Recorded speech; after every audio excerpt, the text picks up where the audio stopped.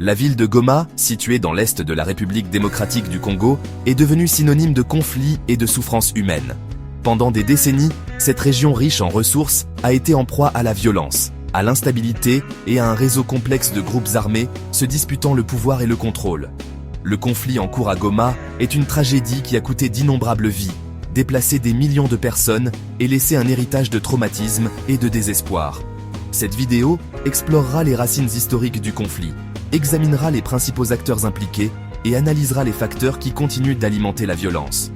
Le conflit à Goma n'est pas un phénomène récent. Il est profondément enraciné dans l'histoire tumultueuse de la RDC. Comprendre le contexte historique est crucial pour appréhender les complexités de la situation actuelle. Cette section retracera les origines du conflit, en soulignant les événements majeurs qui ont façonné la trajectoire de la région. Le conflit à Goma est un rappel brutal du coût humain de la guerre et du besoin urgent de paix et de stabilité. Les racines du conflit dans l'est de la RDC remontent à l'époque coloniale belge, qui a semé les graines des divisions ethniques. Le génocide rwandais de 1994 a marqué un tournant, avec des réfugiés affluant vers l'est de la RDC. Cet afflux a conduit à la formation de nouveaux groupes armés. La présence de milices hutus rwandaises a menacé la sécurité du Rwanda, qui a soutenu des rebelles congolais. L'implication de pays voisins cherchant à exploiter les ressources a alimenté le conflit. Les guerres du Congo de 1996 à 2003 ont fait des millions de morts. Malgré l'accord de paix de 2003, l'est de la RDC reste instable. Le conflit à Goma est l'héritage de décennies de troubles et de tensions ethniques. Les tensions ethniques ont joué un rôle important dans l'alimentation du conflit à Goma et dans l'est de la RDC en général. La région abrite un large éventail de groupes ethniques, chacun avec sa propre histoire, sa langue et ses pratiques culturelles. Cependant, le conflit a exacerbé les divisions existantes, opposant souvent les communautés les unes aux autres dans un cycle de violence et de représailles. L'une des principales lignes de fracture ethnique se situe entre les communautés Hutué et Tutsi, qui trouvent ses racines dans le génocide rwandais. L'afflux de réfugiés Hutus, y compris des membres de la milice Interahamwe, responsable du génocide, dans l'est de la RDC, a créé des tensions avec la population Tutsi locale. De plus, la concurrence pour les terres et les ressources, en particulier dans les zones riches en minerais de l'est de la RDC, a encore attisé les tensions ethniques. Les groupes armés exploitent souvent ces divisions, recrutant des combattants selon des critères ethniques et perpétrant des atrocités contre des civils de groupes rivaux. La manipulation des identités ethniques à des fins politiques et économiques a aggravé le conflit et rendu de plus en plus difficile l'instauration de la confiance et la réconciliation entre les communautés. Les rivalités politiques, tant au sein de la RDC qu'entre la RDC et ses voisins, ont été un facteur majeur du conflit à Goma. La faiblesse des institutions étatiques, associée à une histoire de régime autoritaire et de corruption, a créé un vide de pouvoir que les groupes armés et les acteurs étrangers ont rapidement exploité.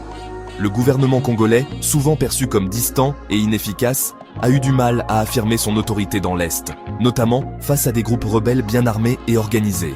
Le manque de services de base, tels que les soins de santé, l'éducation et les infrastructures, a encore plus aliéné la population et créé un terrain fertile pour le recrutement par les groupes armés. En outre, les pays voisins, en particulier le Rwanda et l'Ouganda, ont été accusés d'ingérence dans les affaires congolaises, soutenant des milices par procuration pour promouvoir leurs propres intérêts économiques et stratégiques. Ces acteurs externes ont souvent exploité les divisions internes de la RDC, fournissant des armes, une formation et un soutien logistique aux groupes armés, en échange de l'accès aux ressources. Section 5. Lutte pour le contrôle des ressources. La lutte pour le contrôle des vastes ressources naturelles de l'Est de la RDC est un facteur majeur du conflit.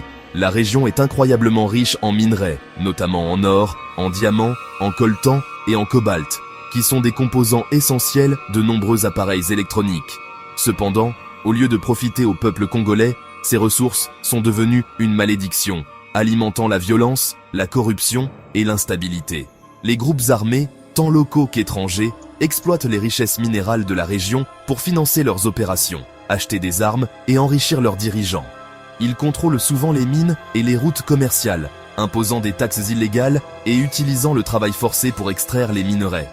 Ce commerce illicite prive non seulement le gouvernement congolais de recettes indispensables, mais contribue également aux violations des droits de l'homme et à la dégradation de l'environnement.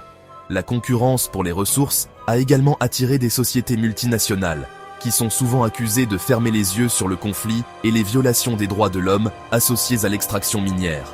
La communauté internationale a la responsabilité de s'attaquer aux problèmes des minerais de conflit et de veiller à ce que le commerce de ces ressources n'alimente pas la violence et l'instabilité.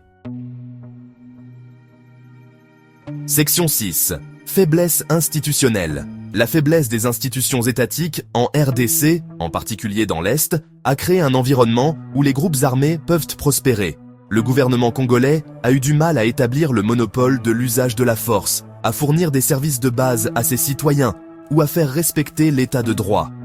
Ce manque de gouvernance a permis aux groupes armés d'opérer en toute impunité, terrorisant les civils et exploitant les ressources. La corruption est endémique au sein du gouvernement congolais et des forces de sécurité, sapant davantage la légitimité de l'État et sa capacité à gérer le conflit.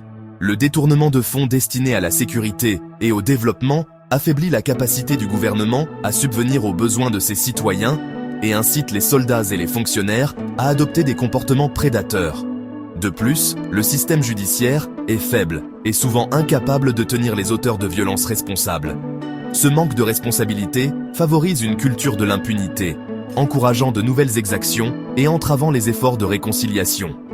S'attaquer aux causes profondes du conflit exige non seulement de relever les défis sécuritaires immédiats, mais aussi de renforcer les institutions étatiques, de promouvoir la bonne gouvernance et de garantir que les auteurs de violations des droits de l'homme soient tenus responsables. Section 7. Acteurs clés du conflit. Le conflit à Goma implique un réseau complexe d'acteurs, dont divers groupes armés, les forces gouvernementales et des acteurs étrangers. Comprendre les motivations et les stratégies de ces acteurs clés est crucial pour appréhender la dynamique du conflit et identifier les voies potentielles vers la paix. L'un des groupes armés les plus importants opérant dans la région est le M23, un groupe rebelle majoritairement Tutsi apparu en 2012. Le M23 a été accusé d'avoir commis de graves violations des droits de l'homme, notamment des exécutions sommaires, des viols et le recrutement d'enfants soldats. Un autre acteur clé est les Forces démocratiques de libération du Rwanda, ou FDLR, un groupe rebelle Hutu lié au génocide rwandais de 1994. Les FDLR sont principalement composés de réfugiés Hutus rwandais qui ont fui vers la RDC après le génocide et ont été accusés d'avoir commis des atrocités contre des civils, en particulier ceux de la communauté Tutsi. L'armée congolaise, connue sous le nom de FARDC, est un autre acteur majeur du conflit, chargé de défendre l'intégrité territoriale du pays et de protéger ses citoyens. Cependant, les FARDC sont en proie à la corruption, à l'indiscipline et au manque de ressources, et sont souvent accusés de commettre des violations des droits de l'homme contre les personnes qu'elles sont censées protéger. Section 8. La situation actuelle à Goma. La situation à Goma reste volatile et précaire, avec des combats en cours entre les groupes armés et les forces gouvernementales qui déplacent les civils et exacerbent la crise humanitaire. Le M23, malgré les pressions et les sanctions internationales, continue de contrôler des territoires dans la province du Nord Kivu, posant une menace importante pour la stabilité de la région. La situation humanitaire est désastreuse, avec des millions de personnes ayant besoin d'assistance. Les déplacements, l'insécurité alimentaire et le manque d'accès aux services de base, tels que les soins de santé et l'éducation, ont créé une situation désespérée pour beaucoup. La pandémie de Covid-19 a encore aggravé ces défis, mettant à rude épreuve un système de santé déjà fragile et exacerbant les difficultés économiques. La communauté internationale a réagi à la crise par une aide humanitaire et des efforts diplomatiques visant à promouvoir le dialogue et une résolution pacifique du conflit. La mission de maintien de la paix des Nations Unies en RDC, connue sous le nom de MONUSCO, joue un rôle vital dans la protection des civils, la facilitation de l'aide humanitaire et le soutien au processus de paix. Cependant, la MONUSCO a été critiquée pour son inefficacité perçue à s'attaquer aux causes profondes du conflit et son incapacité à prévenir les atrocités.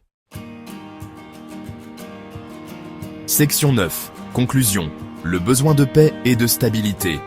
Le conflit à Goma a coûté d'innombrables vies et déplacé des millions de personnes. Faire face à cette crise exige un effort global du gouvernement congolais et de la communauté internationale. Parvenir à une paix durable nécessite de s'attaquer aux causes profondes du conflit. Cela inclut les tensions ethniques, les rivalités politiques et la concurrence pour les ressources. Une approche à plusieurs volets est nécessaire pour relever ces défis. Le gouvernement doit renforcer les institutions, promouvoir la bonne gouvernance et lutter contre la corruption. Les acteurs régionaux doivent soutenir le dialogue et la réconciliation. La communauté internationale doit soutenir le peuple congolais dans sa quête de paix. Cela comprend l'aide humanitaire et le soutien au processus de paix. S'attaquer au conflit à Goma est essentiel pour la sécurité régionale.